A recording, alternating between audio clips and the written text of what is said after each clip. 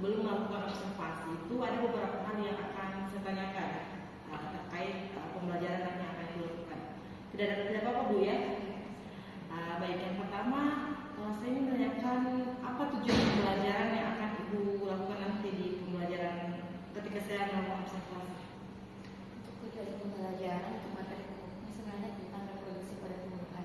Tujuan pembelajarannya adalah melalui pengamatan langsung dan penjelasan dari guru peserta didik dapat mengetahui bagian-bagian struktur bunga dengan baik, dan kemudian melalui percobaan sederhana peserta didik juga bisa mengetahui proses perkembangbiakan vegetatif alami pada tumbuhan.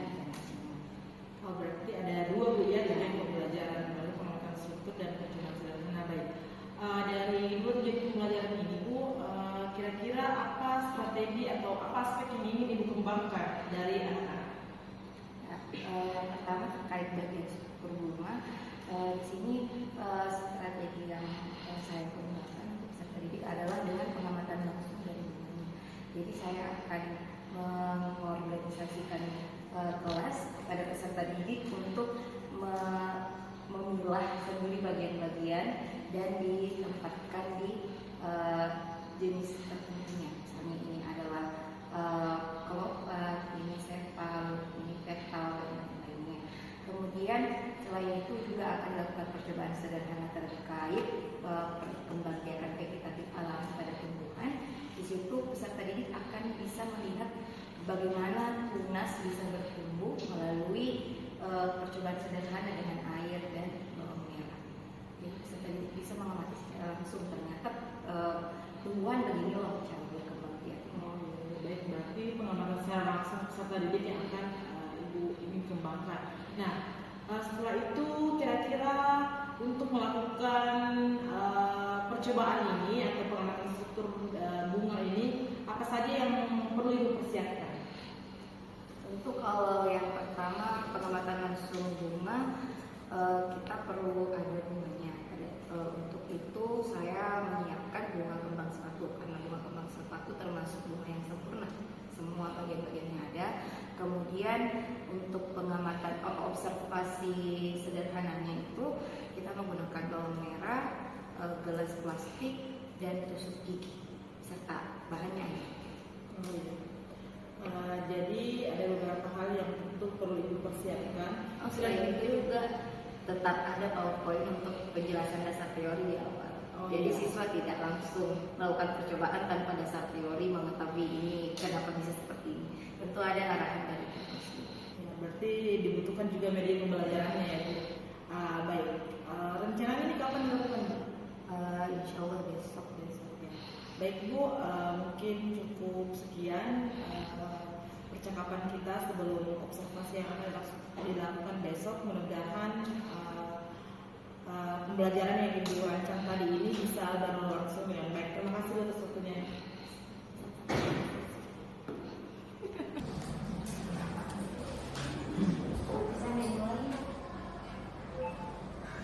Bismillahirrahmanirrahim. Assalamualaikum warahmatullahi wabarakatuh.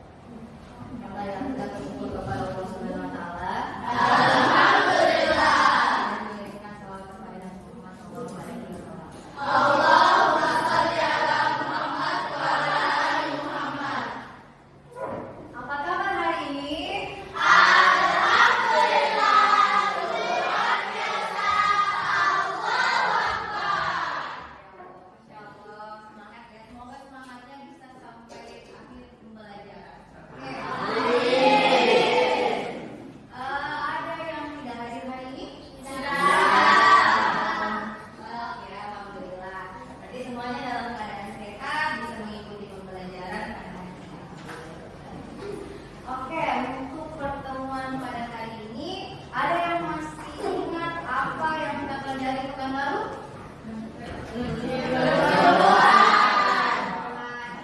masih ingat jenis-jenis reproduksi tumbuhan apa saja?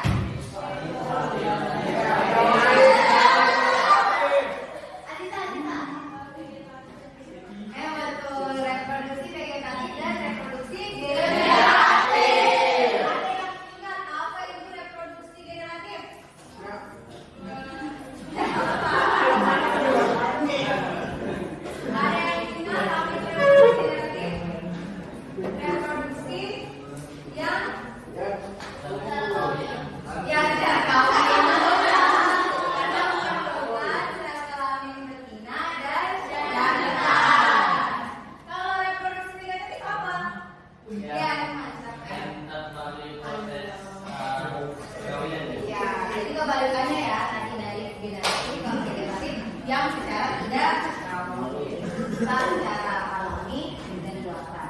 Nah, untuk lebih mendalami pemahaman kita semua, hari ini kita akan melakukan praktik reproduksi atau perkembangbiakan pada tumbuhan.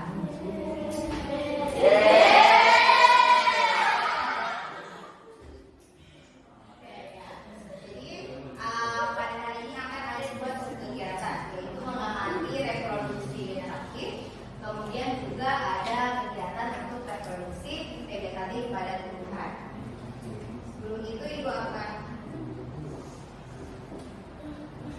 tujuan pembelajaran pada hari ini adalah kita akan mengidentifikasi struktur bunga beserta fungsinya. Kemudian kita akan mengklasifikasikan bunga tersebut apakah termasuk bunga sempurna atau bunga tidak sempurna.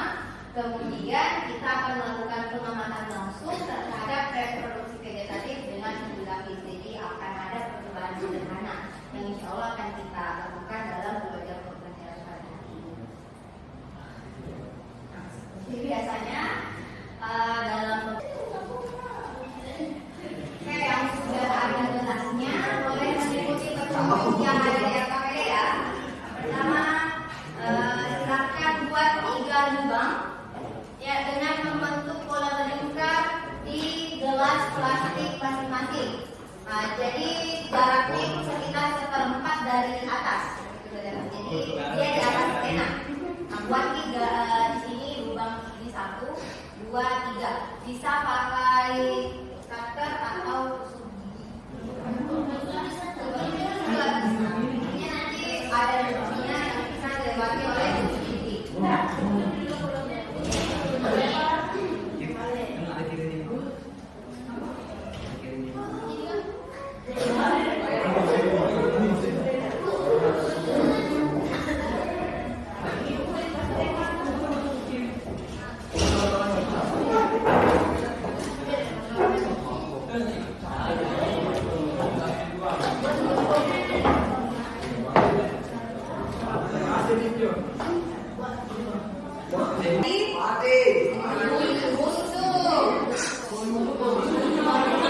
Makanya jadi cuma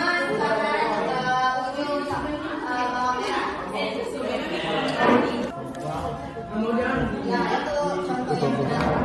Ayo.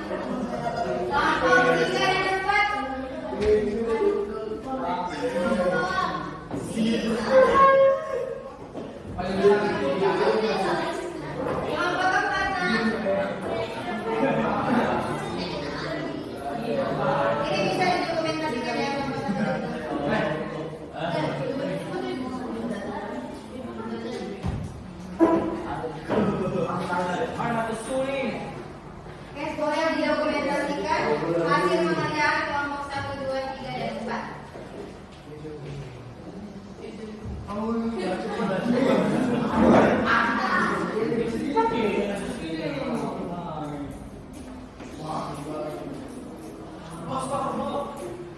SD ya.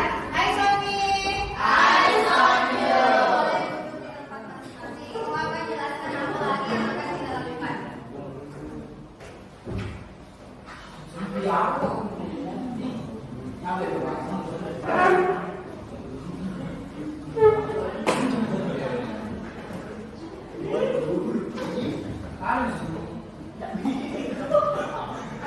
Ayo silakan duduk di tempat ini. Oke. Dapur 1, dapur 2. Oke.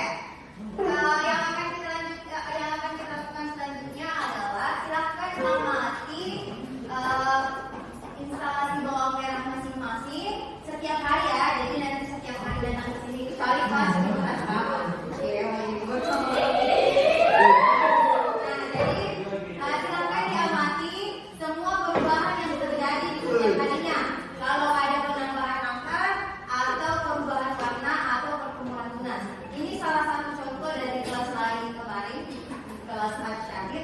Ini setelah 2 hari akarnya sudah tumbuh memanjang ke bawah. Nah, ini termasuk salah satu perubahan yang terjadi setelah dilakukannya proses perkembangan vegetatif menggunakan ubi lapis pada bawahnya. Jadi anak-anak sekalian silakan ke sini setiap hari untuk melakukan pengamatan untuk melihat perkembangan instalasi bawang merah. Oke, paham ya? Paham.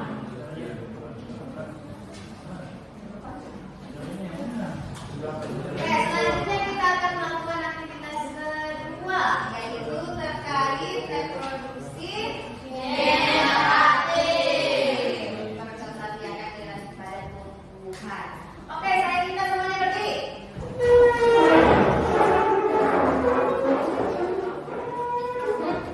Generatif. Oke, waktu 5 menit dimulai dari sekarang. Sudah semuanya? Sudah semuanya? Terima kasih. Kelompok 2? Sudah ada semuanya? Kelompok 2? Ada semuanya? Iya? Ada. Kelompok 4? Ada. Oke.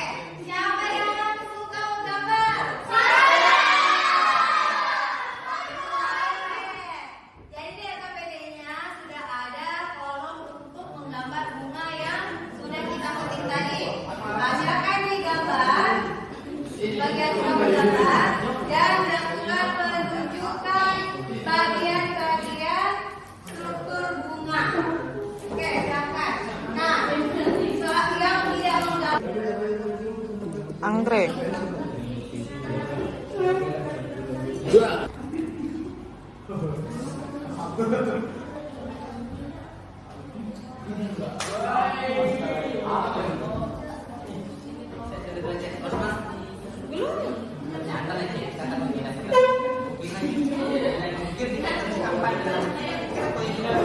Biasanya itu kalau mau ada kita sudah kena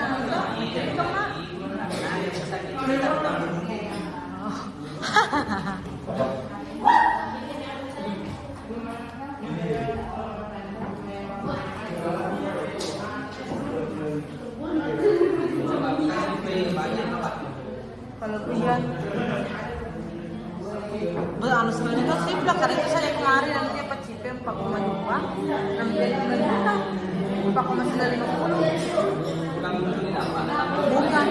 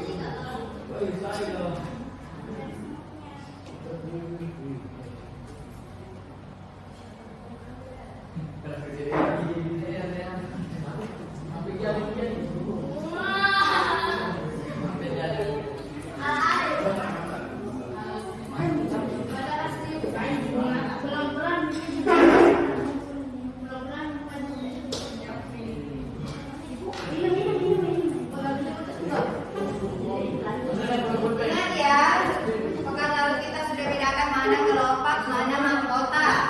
Kelopak yang menjadi dasar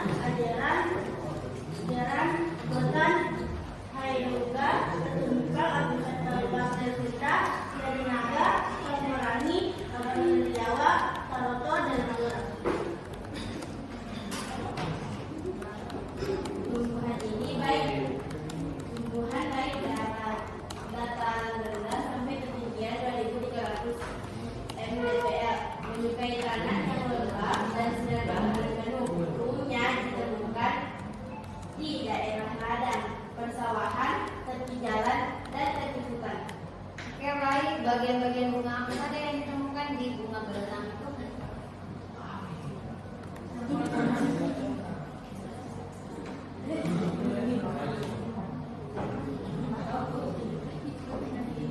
Yang pertama itu batang, berfungsi sebagai transportasi nutrisi dan air. Yang kedua itu kopa, melindungi bunga pada tahap tutup sebelum mekar. Dan yang ketiga itu mahkota, menarik dan melindungi bagian dalam musiknya. Yang keempat itu berangsari menghasilkan sari. Yang kelima itu kepala bunga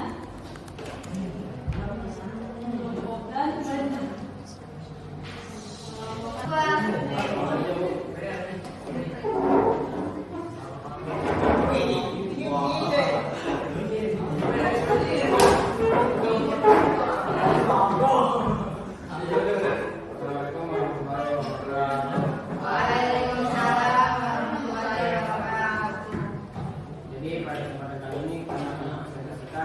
tentang perkembangan generasi daripada tumbuhan. Jadi pada kesempatan ini kami mengambil bunga yaitu bunga Kamboja dengan nama Latin Plumeria. Adapun bunga Kamboja ini termasuk bunga sempurna dikarenakan memiliki semua bagian bunga. Kemudian ada bagian bunga Kamboja terdapat 6 bagian bunga. Yang pertama stigma, kedua tail, ketiga petal, keempat pedikal, kelima dan enam stamen. Fungsi dari stigma yang termasuk bisa disebutkan fungsi dari tail dalam menghubungkan stigma dan ovarium.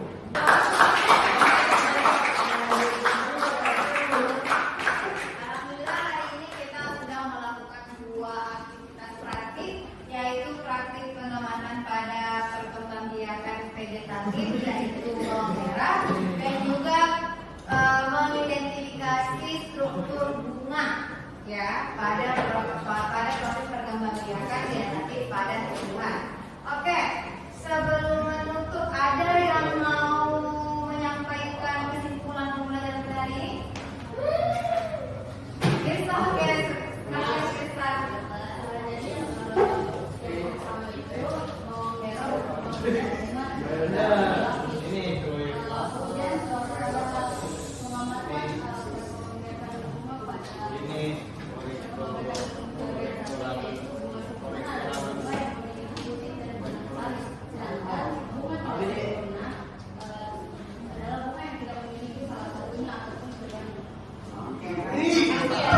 Kita kesimpulan dari praktik pada hari ini kita mengetahui bahwa bawang merah walaupun tidak punya biji, tidak punya bunga, tetap bisa berkembang biak dengan cara vegetatif dengan cara yaitu multilatif. Jadi walaupun tidak punya biji, tidak punya bunga, tetap bisa berkembang biak. Kemudian dalam perkembangbiakan generatif kita mengenal ada 2 jenis bunga, yaitu bunga sempurna dan bunga tidak sempurna. Bunga sempurna tadi apa? Iya, bunga tidak sempurna berarti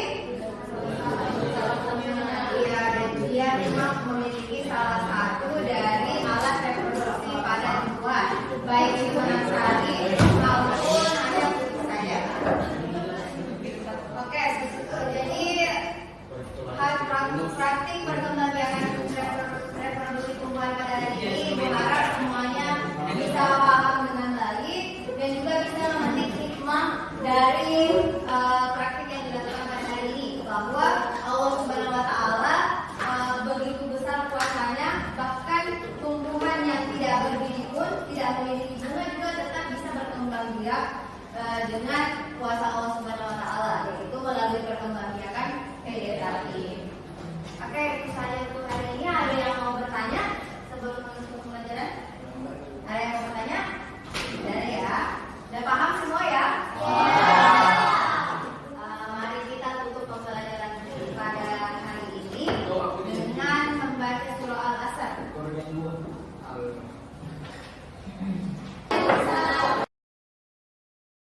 Mungkin Bu Amel bisa memberikan kepada saya kira-kira apa catatan refleksi Bu Amel dalam pembelajaran yang telah dilakukan kemarin. Catatan refleksi kalau dari siswa saya kan sempat bertanya kira-kira siswa sudah puas, sudah cukup paham dengan materi hari ini atau belum. Kalau dari sisi peserta didik ada beberapa yang karena ini sifatnya kemarin praktik, ternyata masih ada beberapa peserta didik yang belum tahu ternyata saya ini sebenarnya melakukan ini untuk apa. Ada beberapa tapi tidak semuanya. Ada juga orang yang ternyata belum terlalu paham. Terus selalu refleksi dari saya sepertinya untuk kegiatan praktik seperti itu ya, sebaiknya kedepannya lebih ditekankan sebelum masuk praktik betul-betul siswa paham akan apa yang akan dilakukan, kemudian paham teori dan apa hasil yang akan didapatkan nantinya. Jangan sampai ada miskomunikasi atau jangan sampai siswa ternyata tidak seperti itu tadi, tidak paham ternyata tentang apa yang dia lakukan. Jadi dari kemarin kan di kelas sekarang itu 25 siswa, itu ada 2 orang siswa yang ternyata dia tidak tahu ini sebenarnya dia ngapain mengikuti praktek tersebut. Jadi mungkin refleksi dari Bu Amel sendiri, semoga kedepannya nanti Bu Amel bisa menjelaskan dulu dan memastikan kepada seluruh siswa bahwa yang akan dilakukan itu seperti ini sehingga tujuan dari pembelajaran itu bisa tercapai. Baik Bu, kira-kira dalam proses pembelajaran yang dilakukan kemarin itu adakah kendala yang menjadi hambatan dalam melakukan pembelajaran yang dilakukan di kelas? Hambatan pertama sebenarnya muncul bukan sebelumnya pada saat persiapan praktik, pada saat pembagian kelompok, karena kan saya membagikan kelompok sebelum praktik. Nah, banyak yang merasa saya tidak bisa sekelompok sama ini, saya tidak cocok sama ini. Dan itu kan kita sebagai guru sebenarnya mengelompokkan siswa sesuai minat dan juga sesuai dengan tingkat pemahaman siswa. Kami tidak menggabungkan semua yang ada kelompok, tapi kami membuat kelompok itu menjadi heterogen. Dan dengan kelompok-kelompok itu saya sih harapannya semoga peserta didik itu bisa saling mengajar satu sama lain. Kalau ada yang kurang paham untuk kelompok diajari sama teman kelompoknya. Tapi ternyata banyak yang anak-anak gitu ya kurang cocok sama teman kelompoknya. Tapi pada saat proses pelaksanaan praktik alhamdulillah berjalan dengan lancar. Yang pekan lalu tidak terlalu nyaman dengan teman kelompoknya, malah waktu praktikum terlihat sudah akrab.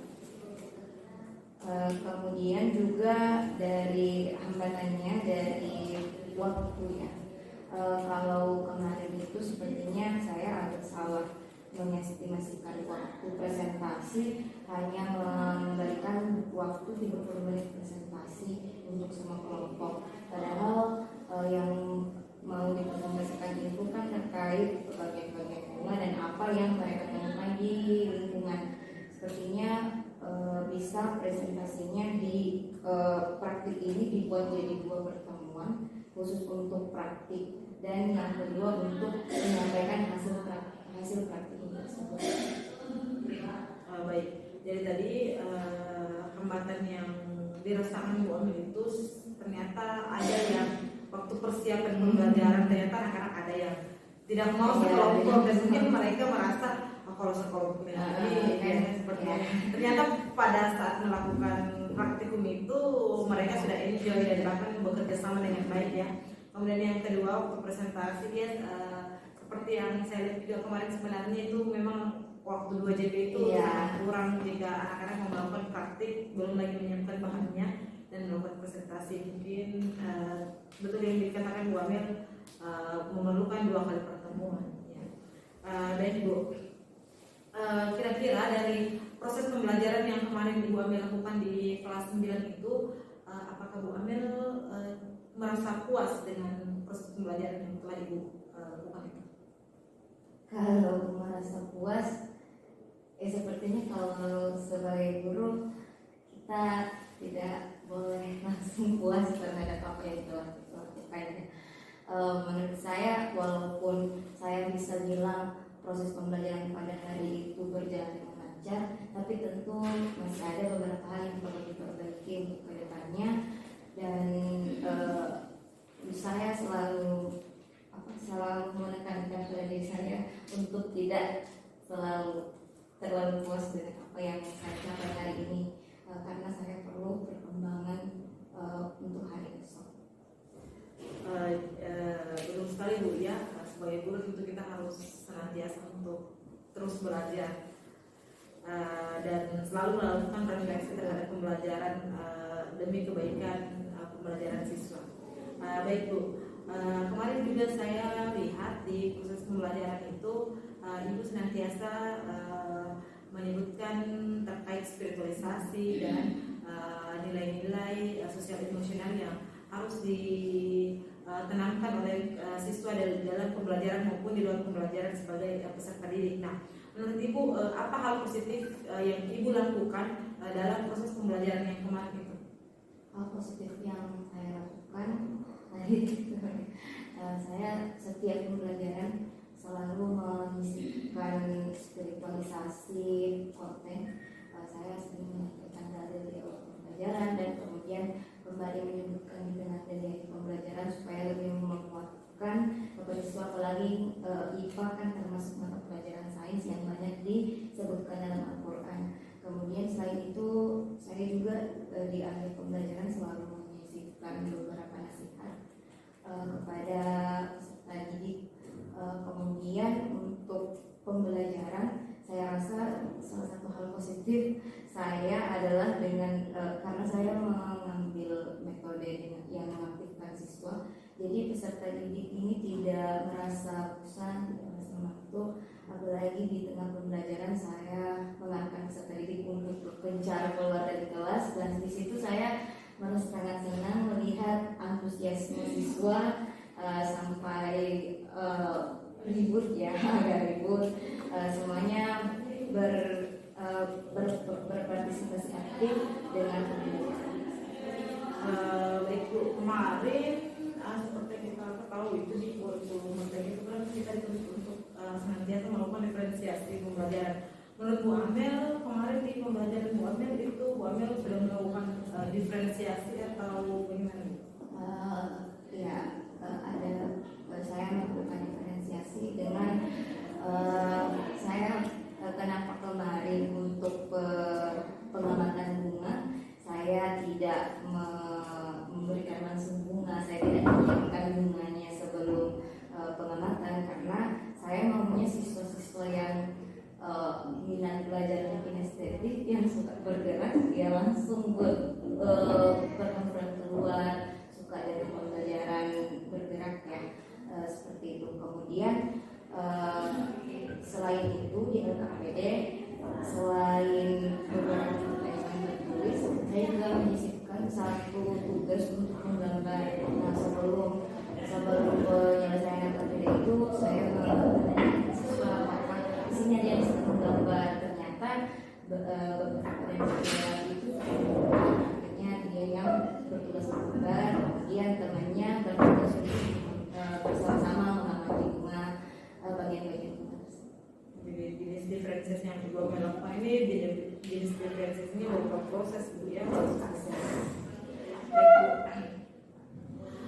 Itu tadi beberapa catatan refleksi yang kami lakukan. Kemudian saya ingin bertanya mengenai kira-kira apa jenis aktivitas atau program pengembangan yang Ibu rencanakan untuk perbaikan proses pembelajaran Ibu ke depannya. Bisa disebutkan? Kalau saya lebih di proses pembelajaran lebih banyak praktik lagi lebih banyak praktik karena siswa sebenarnya suka kayak kemudian pendalaman teorinya saya lebih untuk pengembangan kedepannya sepertinya lebih baik siswa mencari tahu sendiri dengan bantuan tetap ada pendampingan guru. Ya karena eksplorasi diri sendiri saya rasa lebih bisa dipahami siswa dengan baik daripada penjelasan melalui ceramah. Tentu juga tidak lepas dari pendampingan guru ya, jangan sampai ada miskonsepsi. Karena biasanya siswa bacaannya ini, pahamnya ini. Jadi kita sebagai guru tetap mendampingi supaya tidak ada miskonsepsi. Jadi ada dua ya Bu tadi terkait dengan proses pembelajaran agar siswa dapat lebih banyak aktif itu lebih banyak praktik, kemudian di pendalaman teori. Bukan dalam proses menjalankan aktivitas pengembangan ini. Laporan. Jadi kalau sekolah ini ada laporan banyak mendukung apalagi dalam proses praktikum karena beliau banyak bisa mengarahkan juga di awal terkait prinsip keseluruhan dari laboratorium dan bahan alat-alatnya juga disebutkan semua. Kemudian yang kedua Bu, tadi terkait aktivitas pengembangan yang pengembangan itu ada yang kedua itu adalah pengembangan teori di mana siswa bisa mencari tahu sendiri materinya dan tetap didampingi oleh gurunya sendiri karena biasanya siswa itu mencari tahu dan akhirnya dia miskonsepsi. Ya, apa tujuan yang Ibu hendak capai dari aktivitas pengembangan ini tadi? Hampir sama praktik tadi ya. Ini tujuannya supaya siswa lebih aktif, lebih banyak mencari tahu, tidak sekedar menerima apa yang diberi saja. Saya maunya siswa punya kemauan untuk belajar dari dalam diri sendiri. Karena kalau selalu disuap ceritanya, siswa kurang mengeksplor pengetahuan seperti itu. Apa faktor pendukung yang mungkin Ibu butuhkan agar kegiatan ini bisa Ibu lakukan dengan baik? Kalau faktor pendukung dan fasilitas mungkin jaringan yang memadai tentu saja jaringan yang memadai karena kalau siswa yang menjadi sendiri tentu perlu jaringan internet yang baik karena kita tidak dapatkan sama sekali. Jadi selain itu juga faktor pendukung ya suasana kelas juga suasana belajar yang baik untuk seperti juga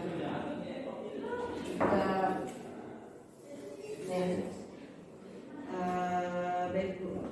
Jadi tadi ada dua ya, harapannya semoga segala yang Ibu rencanakan ini, yang Ibu canangkan ini untuk siswa bisa berjalan dengan baik dan tentunya segala tujuan yang hendak dicapai juga itu berjalan dengan baik.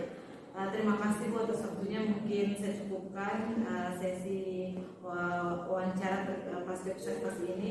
Sekian, assalamualaikum warahmatullahi wabarakatuh.